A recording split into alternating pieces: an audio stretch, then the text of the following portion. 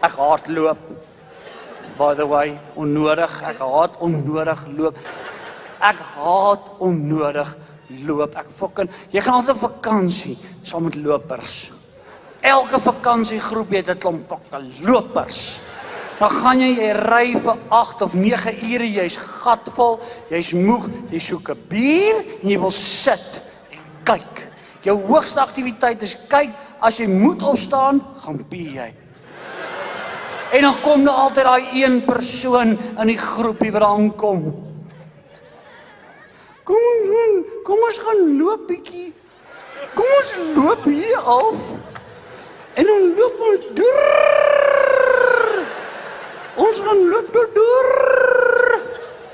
Tot daar so, dan loop ons bietjie soontoe.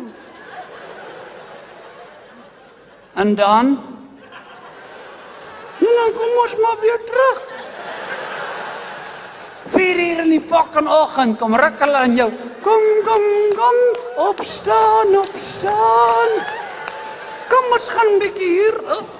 Dan loop ons oor daai gevaarlike rotse en hoë opdranders. Wat eintlik bedoel is vir atlete, loop ons daar oor tot deur.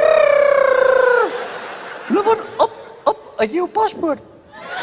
Ons loop deur, op. En dan sit ons op daai groot klip waar Lion geskiet was. Op daai groot klip sit ons. En dan sit ons daar en wag ons vir die son.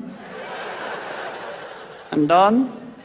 Nee, nou kyk waar groot as ons sit en dan kyk ons lekker lank kom die son op. En dan neem ons 'n foto.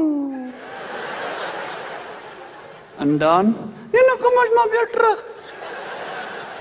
Fuck off, man. Gaan, vat jou mandjie. Fuck off, stap, sit, neem jou foto, tag my. Ek's happy.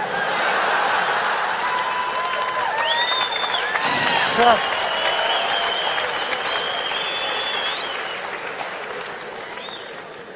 Hoekom al daai moeite?